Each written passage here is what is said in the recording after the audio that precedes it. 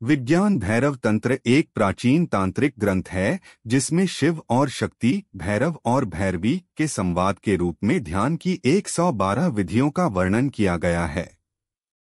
इस ग्रंथ में भैरव शिव अपनी पत्नी भैरवी पार्वती को ध्यान और तंत्र के गूढ़ रहस्यों का उपदेश देते हैं।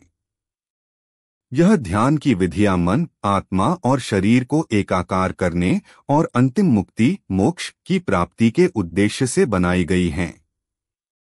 विधि 1:0 में दृष्टि। श्लोक। शिवोवाच ध्यान निर्विश्यं कुर्यादात्मा शक्ति समाश्रयः अर्थात शून्यमुन्मनः कृत्वा निराधारो भवेत्तदा। अनुवाद। शिव कहते हैं, ध्यान को निर्विषय बनाओ, आत्मा की शक्ति का आश्रय लो, अर्थात शून्य में मन को स्थिर करके आधारहीन हो जाओ। दार्शनिक व्याख्या। इस विधि में शिव इस बात पर बल देते हैं कि ध्यान को किसी विशिष्ट विषय या वस्तु पर केंद्रित न किया जाए।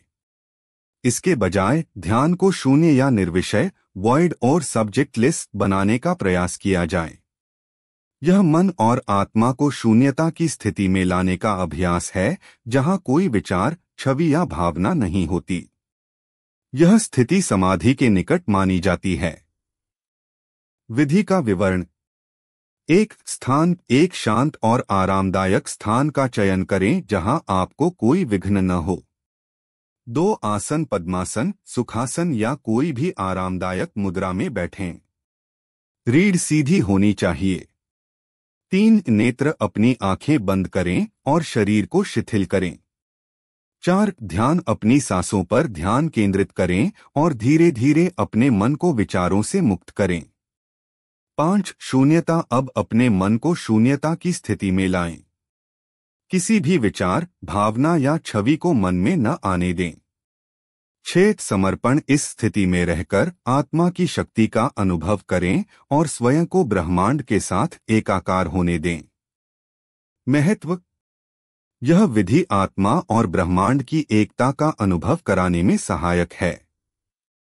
यह ध्यान अभ्यासकर्ता को उसकी आंतरिक शांति और स्थिरता को बढ़ाने में मदद करती है।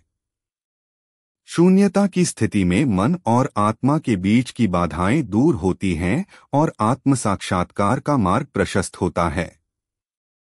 अभ्यास के लाभ। 1 मानसिक शांति। मन में विचारों की कमी से गहरी मानसिक शांति प्राप्त होती है।